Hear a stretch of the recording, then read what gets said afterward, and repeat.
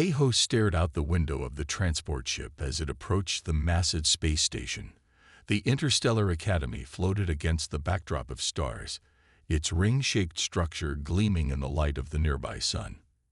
He pressed his hand against the cool glass, his heart beating fast in his chest. "First time off-world?" asked the blue-skinned alien sitting next to him. "First time leaving Earth," Tai-ho said with a nod. "I never thought I'd be picked for the exchange program." 3 years ago, humans had learned they were not alone in the universe. Alien ships had appeared in Earth's skies, bringing news of a vast galactic community. Now, Tai-ho was one of 20 humans chosen to study at the Academy alongside students from 50 other planets. The transport ship docked with a gentle bump. Tai-ho grabbed his bag and followed the other new students into the station. The hallway was filled with beings of all shapes, sizes, and colors. Some had 4 arms, others had scales that shifted colors, and a few floated above the ground instead of walking. A tall alien with gray skin and large black eyes stood at the front of the group, holding a screen. "Welcome to the Interstellar Academy," she said. "I am Professor Dell, head of new student orientation. When I call your name, please step forward to receive your room assignment." Tai-ho waited nervously as names were called. Some names were easy to say, while others were made up of clicks and whistles that human mouths could not make. "Tai-ho Kim of Earth," Professor Dell finally called. Tai-ho stepped forward, trying to stand tall. He was representing all of humanity here. He could not look scared. "You will be sharing quarters with Neri of Luminera in the East Wing, room 422, Professor Dell said, handing him a small silver card. "This is your access key. It will open your room and any areas you are allowed to enter." "Thank you," Tai-ho said with a small bow. He had read that bowing was a common greeting in many alien cultures. Professor Dell's large eyes blinked. "You are welcome, Earth student. Your roommate is already in your quarters." Tai-ho followed the map on his access card through the twisting hallways of the academy. Everything was new and strange. The air smelled different, clean but with unfamiliar scents. The gravity felt slightly lighter than Earth's, making each step feel bouncy.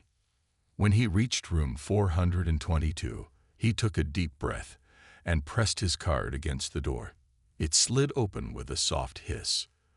The room was larger than he expected, with 2 separate sleeping areas connected by a shared study space.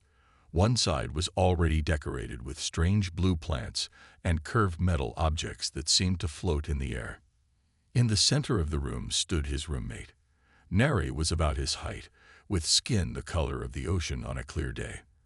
Patterns of light moved across her arms and face like glowing tattoos. She wore a long silver robe that covered her from neck to feet, with only her face and hands visible. "Hello," Tai-ho said, setting down his bag. "I'm Tai-ho from Earth."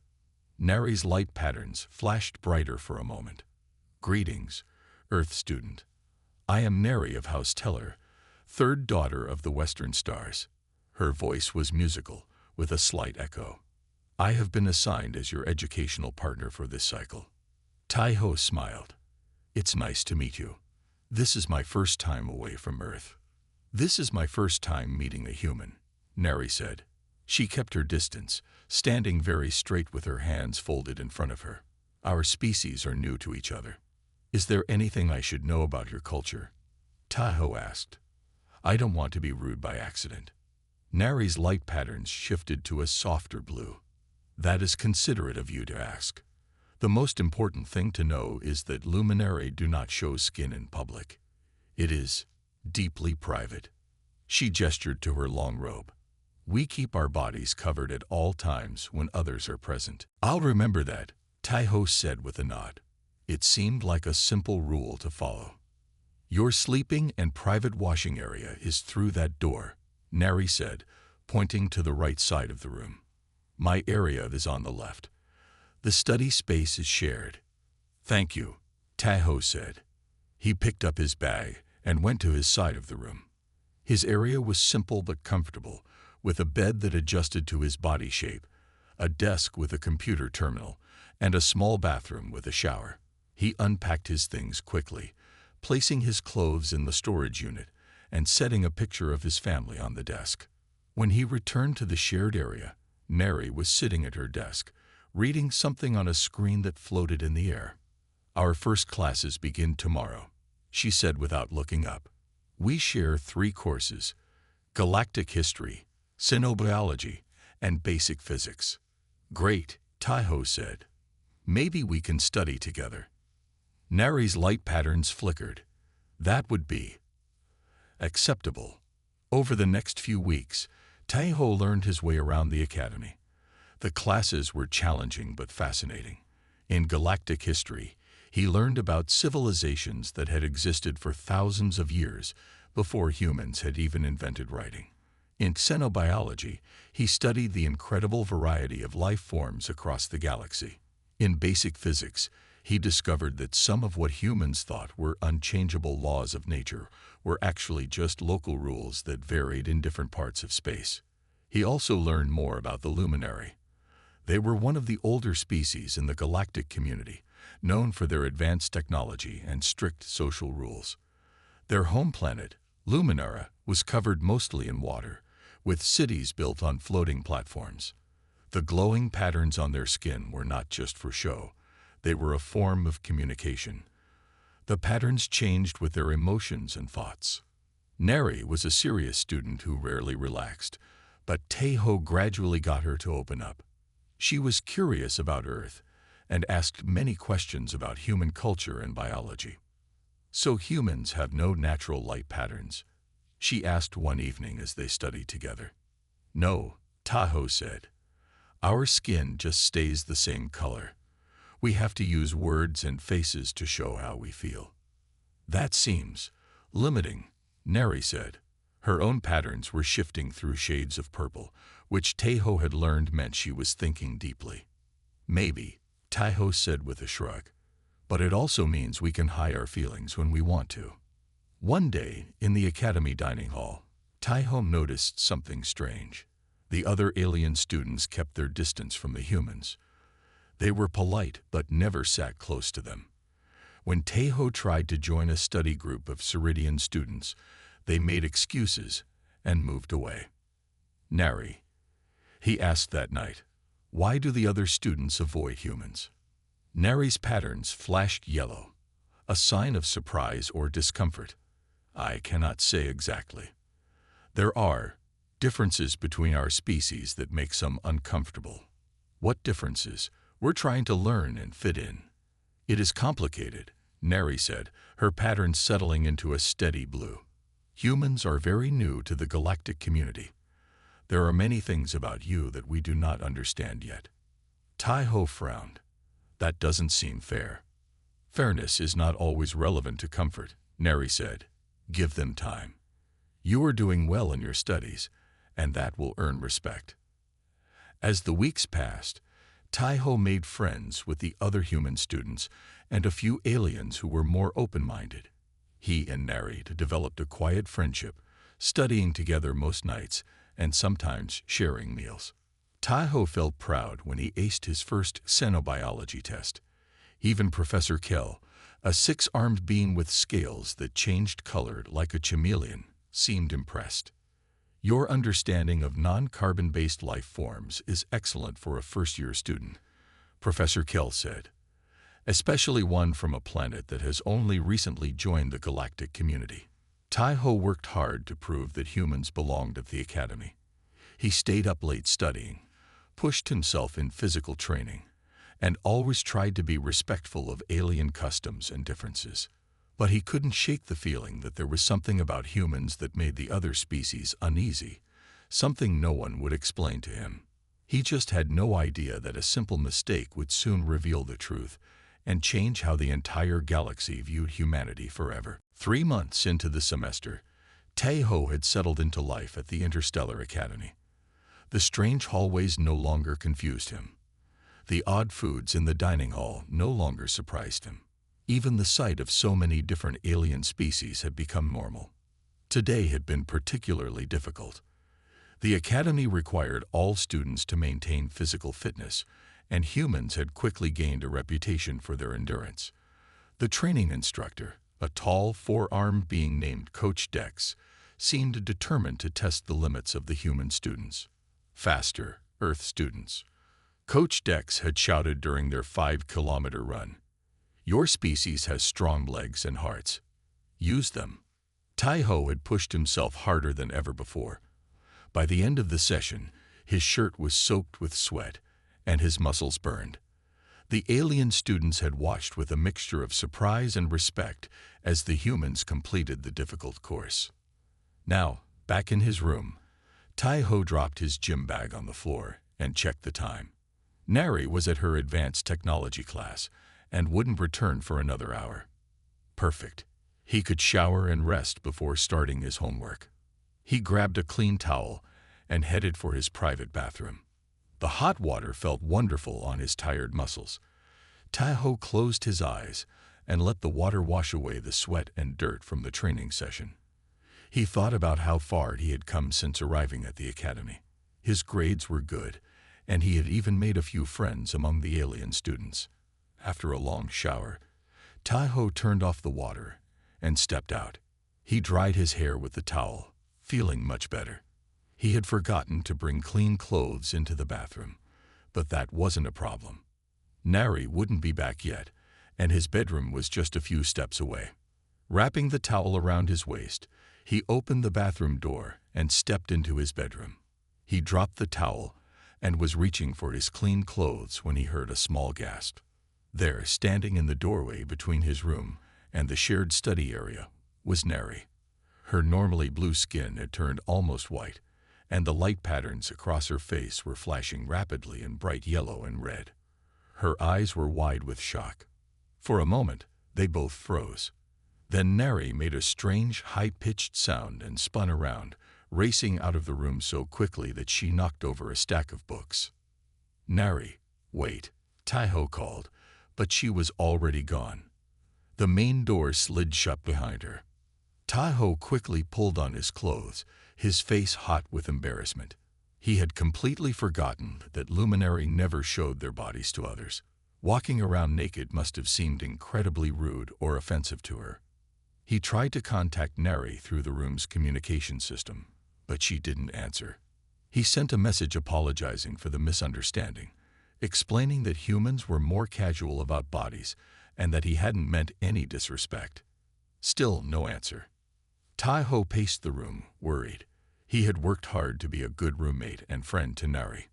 Now he had done something that clearly upset her deeply. He needed to find her and apologize in person. He left the room and headed toward the library, where Nari often studied. She wasn't there. He checked the dining hall, the gardens, and even waited outside her technology classroom, but there was no sign of her. As he searched, Tai-Ho noticed something strange. Other alien students were looking at him and whispering. A group of Ceridians moved away when he approached. 2 Voltar students stopped talking and stared at him as he passed. Had news of the incident already spread? Tai-Ho felt his stomach twist with worry. Finally, he spotted his friend, Ji-Min, sitting alone in the garden. Ji-Min was a Ceridian, a species known for their empathic abilities. Unlike most other aliens, Ji-Min had been friendly to the human students from the beginning. Ji-Min, have you seen Nari? Tai-Ho asked, sitting down beside her. Ji-Min's large purple eyes studied him carefully. No, but I've heard what happened. Tai-Ho sighed. News travels fast here. It was an accident. I didn't know she was going to come into my room. So it's true then? Ji-Min asked. She saw you without coverings. Yes, I had just finished showering. On Earth, it's not a big deal to be naked in private spaces. I know Luminary are more private about their bodies, but I didn't mean to offend her. Ji-Min made a soft humming sound. It's not just about being private, Tai-Ho. There's more to it than that. What do you mean? Ji-Min seemed to choose her words carefully. Different species have different abilities and vulnerabilities. What might be safe for one species could be dangerous for another. Tai-Ho frowned.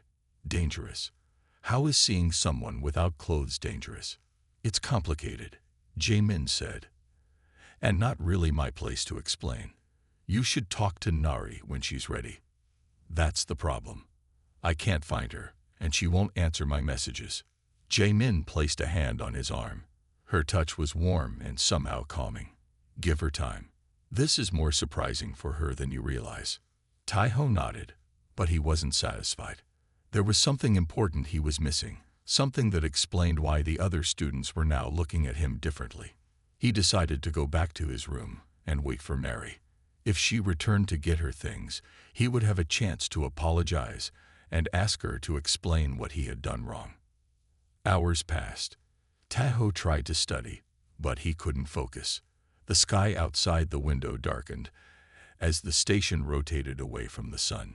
Still no sign of Nari. Finally, just as Taiho was considering going to Professor Dahl for help, the door slid open. Nari stood in the doorway, her light patterns now a steady, calm blue. She had changed her silver robe for a thicker one with a high collar that covered even more of her skin. Nari, I'm so sorry, Taiho said immediately, standing up. I didn't know you were going to come into my room. In human culture, we're not as private about our bodies, especially in our own spaces. Nari stepped into the room, the door closing behind her. I should not have entered your private area without permission, she said. Her voice was calm but formal. I received an urgent message about our xenobiology project. The report deadline has been moved up, and I needed your input right away. I tried to contact you, but you didn't respond. I was in the shower, Taiho explained. I couldn't hear the communication system. Nari nodded. A misunderstanding on both sides then. But I clearly upset you, Taiho said. Everyone is acting strangely now. Other students are whispering when I walk by. Jimin said there's something important about being uncovered that I don't understand. Nari was quiet for a long moment. Her light patterns shifted to a deeper blue with flecks of green. Yes, there is something unexpected that your people should know. Please tell me, Taiho said. I want to understand. Nari moved to the center of the room. When I saw you without coverings, I noticed something that surprised me greatly. Something that explains why many species have been cautious around humans. What was it? Taiho asked, confused. Do humans look strange or frightening compared to other species? No, Nari said. It's not what we can see. It's what we can't see. She paused. Perhaps it would be easier to show you. She held out her hand. One finger had a small cut on it. She pressed her other hand over the cut, and when she removed it, the cut was gone. Most advanced species have abilities beyond the physical, she explained. My people can heal small wounds with energy that flows through our skin. Other species can sense emotions, share thoughts, or influence the feelings of others. These energies can be seen and felt through uncovered skin. Taiho frowned. Like telepathy or mind reading. Similar, yes. Different species have different abilities, but almost all have some form of energy that extends beyond their physical body. That is why we cover ourselves, to control these energies and protect our privacy. But what does that have to do with me? Taiho asked. Nari's light patterns flashed once, brightly. When I saw you uncovered, I realized that humans have no such energy at all. Your mind is completely contained, sealed, private. You do not broadcast or receive these energies that connect all other intelligent species. Taiho stared at her, trying to understand. You're saying humans don't have telepathic abilities. Is that why other students avoid us? Yes, Nari said. Many species find it unsettling to be near minds they cannot sense at all. It is like talking to someone with no face. Disturbing. Taiho sat down slowly as the meaning of her words sank in. The misunderstanding in his room had revealed something fundamental about humanity's place in the galaxy. And now, the entire academy was buzzing with this discovery. Taiho couldn't sleep that night. He lay in bed staring at the ceiling, thinking about what Nari had told him. Humans had no psychic energy, no telepathic abilities, no connection to the mental network that apparently linked all other intelligent species in the galaxy.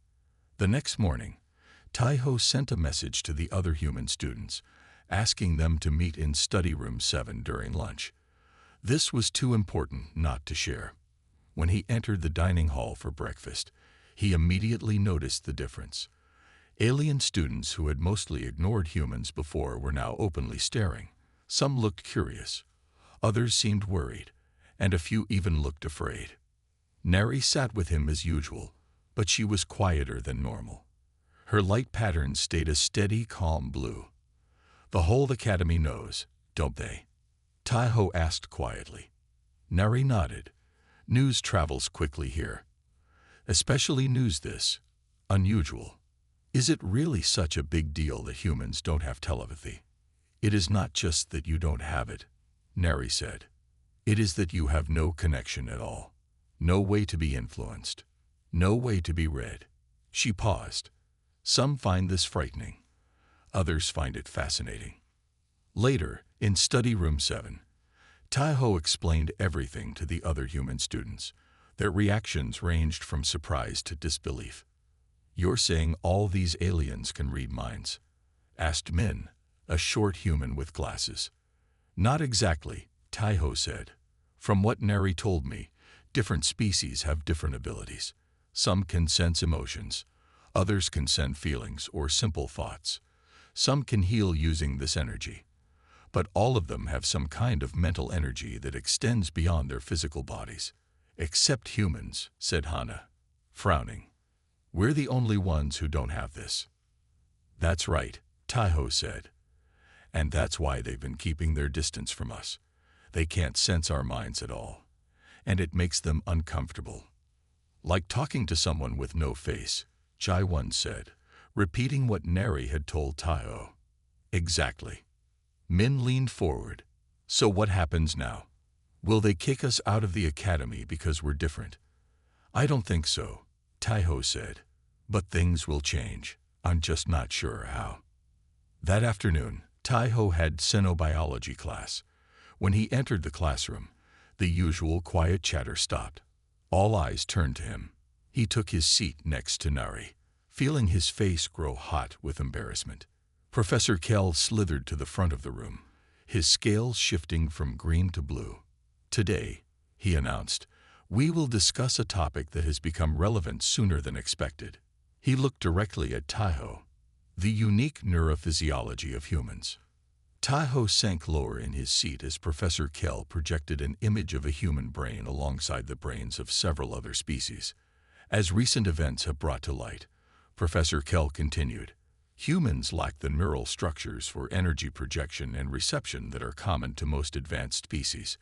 This is not, as was previously theorized, due to their recent evolution. Rather, it appears to be a fundamental difference in how their consciousness developed." The class was silent. Everyone focused intensely on the lesson. While most species evolved consciousness as a partly shared experience, with varying degrees of connection to other minds, humans evolved as completely separate mental entities. Their thoughts are entirely contained within their physical brains. A Voltar student raised one of his 3 hands. "Is it true they cannot be influenced at all, Professor?" Professor Kell's scales rippled. "That appears to be the case. Preliminary tests suggest that humans are completely immune to mental suggestion, emotional projection, and thought sharing." Another student, a small being with feathers, asked, "Isn't that dangerous? They could think anything, plan anything, and no one would know." "Different does not mean dangerous," Professor Kell said firmly. "Just as we would not consider those with stronger abilities to be threats simply because of what they can do." After class, Taiho tried to leave quickly, but Professor Kell called him to stay behind. "I apologize if today's lesson made you uncomfortable," the professor said when they were alone. "But it is better to address this directly than to let rumors spread." "I understand," Taiho said, "but I still don't see why it's such a big deal. So humans can't do telepathy. There must be lots of things different species can or can't do." Professor Kell's scales shifted to a thoughtful purple. It is not just about what you can't do, Tai-Ho. It's about what this means for interspecies relations. He paused. In many ways, what humans lack could be seen as an advantage. An advantage. How? Consider this. Every other known species must be careful about their thoughts and feelings because they can leak out to others. They must guard against outside influence. They must use technology or special training to maintain privacy. Professor Kell's eyes blinked slowly. Humans have perfect mental privacy naturally. You are immune to mental manipulation. In certain situations, these could be very valuable traits. Tai-Ho thought about this as he walked back to his room. Could their difference actually be a strength? The idea gave him hope. When he entered the room, he found Nari sitting with Ji-Min. They stopped talking when he came in. "Sorry, I didn't mean to interrupt," Tai-Ho said, starting to back out. "No, please stay," Ji-Min said. "We were actually talking about you, about humans." Tai-Ho sat down across from them. "Everyone's talking about humans today." Ji-Min nodded.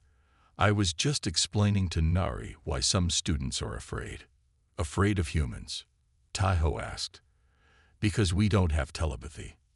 "Because you are immune to it," Ji-Min corrected.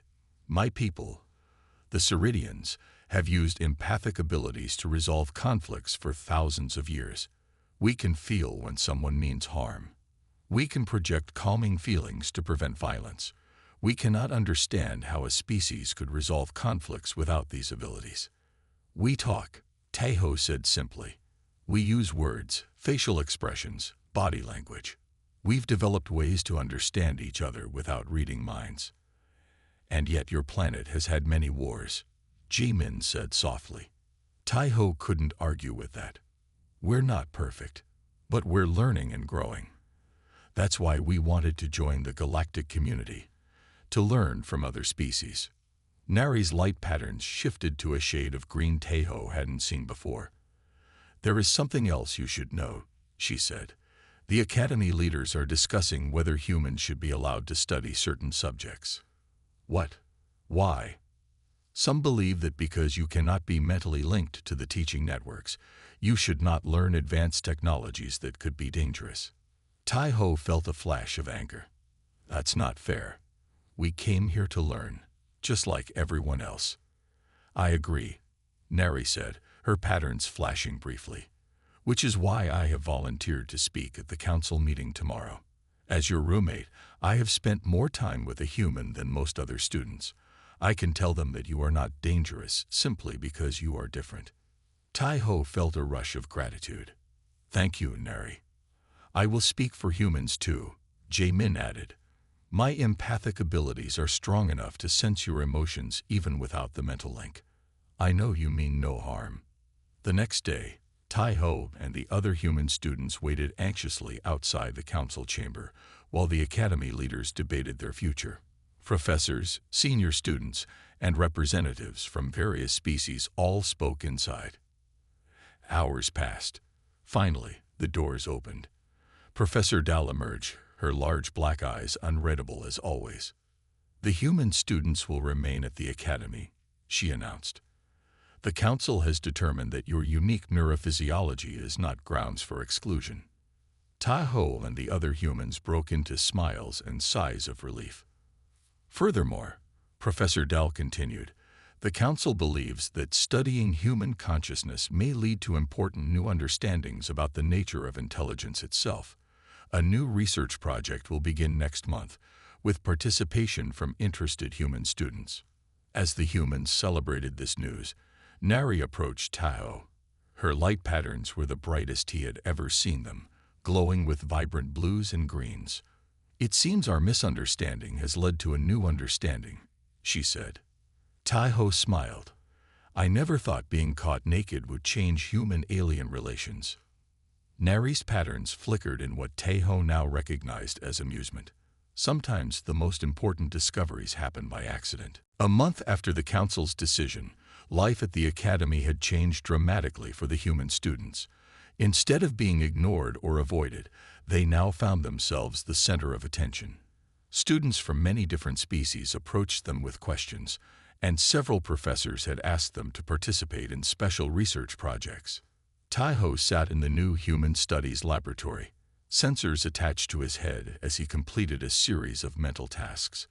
Professor Kell and 3 other scientists monitored the readings on their screens. "Remarkable," said Professor Kell, his scales shifting to an excited orange color.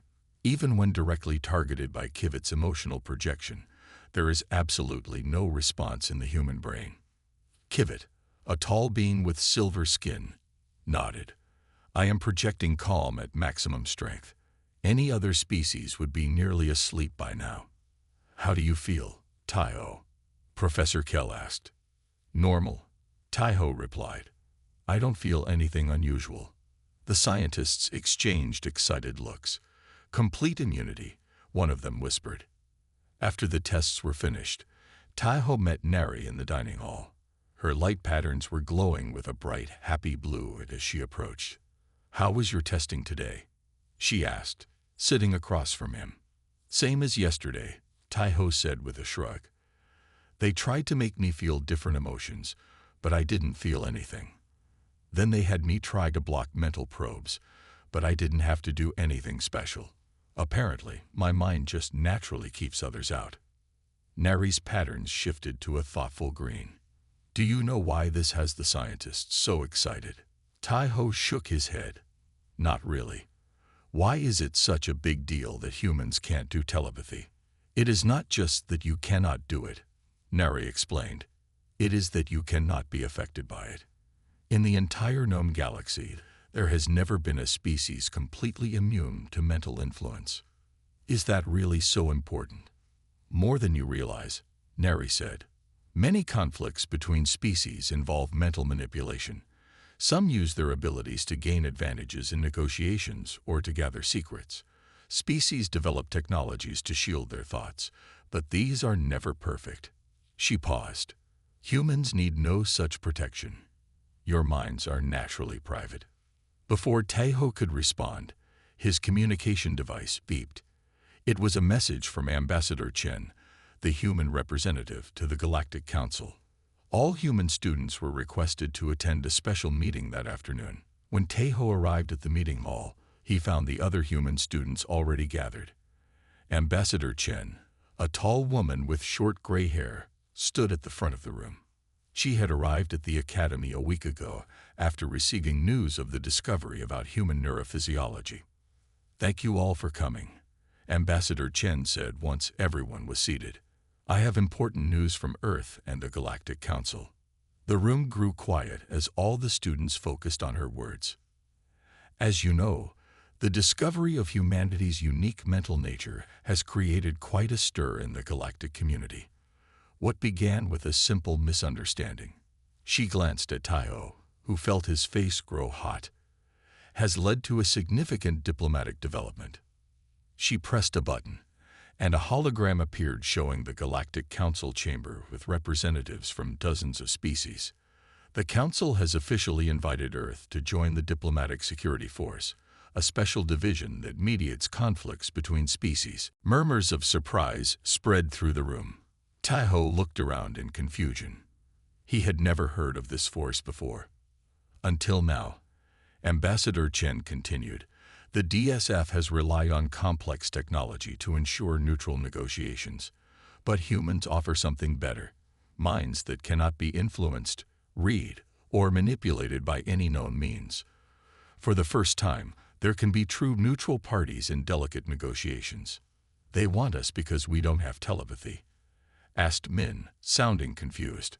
"Exactly," Ambassador Chen said with a smile. "What we lack has become our greatest strength." The Council has also approved funding for a new human studies center on Earth, where scientists from various species will work with human researchers to better understand our unique neurology. After the meeting, Taiho walked slowly back to his room, thinking about everything he had learned. When he entered, he found Neri waiting for him, her patterns glowing with excitement. "You heard the news?" she asked. "Yes," Taiho said. "It's a lot to take in. A month ago, aliens were avoiding humans because we're different. Now they want us because we're different. Nari's patterns shifted to a gentle blue. Your differences make you valuable. There is an old saying on my world. The missing note often completes the song. What does that mean? It means that sometimes what is absent is as important as what is present. Nari sat beside him. For thousands of years, species with mental abilities have struggled to find true privacy, true security of thought. Your people have never known that struggle. You could help create new ways for all species to coexist. The next day, Taiho received another surprise. Professor Dal called him to her office, where he found Nari already waiting. Taiho Kim, Professor Dal said formally. You and Nari have been selected for a special opportunity. The new research team studying human consciousness needs a human-alien pair who have already established a working relationship. Your incident has made you both somewhat famous in scientific circles. Taiho tried not to wince at the mention of the incident. What kind of opportunity, he asked. You would work with top scientists from 15 different species, Professor Dal explained. The goal is to develop new understanding of consciousness itself, how it can be both connected and separate. You would be at the forefront of the most exciting research in the galaxy. Taiho looked at Nari, whose patterns were pulsing with bright, eager colors. I have already said yes, Nari told him, but it must be your choice as well. Taiho thought about how far he had come since arriving at the academy. From being an outsider, confused by alien customs, to potentially helping bridge the gap between different forms of consciousness. I'll do it, he said. 6 months later, Taiho stood on the observation deck of the academy, looking out at the stars. So much had changed since that embarrassing day when Nari had walked in on him naked. What had seemed like a simple cultural misunderstanding had revealed humanity's unique place in the galaxy. The door slid open, and Nari joined him. Her light patterns were calm and happy, shifting through gentle blues and greens. Our transport leaves tomorrow, she said. Are you ready for Earth? Taiho nodded. I think so. It will be strange to be home again, but different too. Everything looks different now. How so? When I left Earth, I thought humans were joining the galactic community as the newcomers with so much to learn. And we are. But now I see that we also have something important to offer, something unique. Nari's patterns brightened.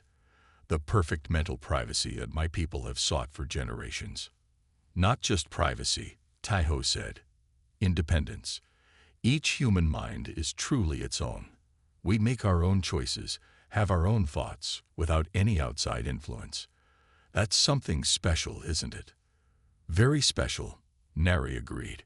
It makes humans valuable partners in this great galactic community. Different, but essential. Taiho smiled as he looked back at the stars. When I first met you, I was so worried about making cultural mistakes. I never imagined that the biggest misunderstanding would lead to the greatest understanding. The universe is full of surprises, Nari said, her patterns shifting to a color Taiho now recognized as joy.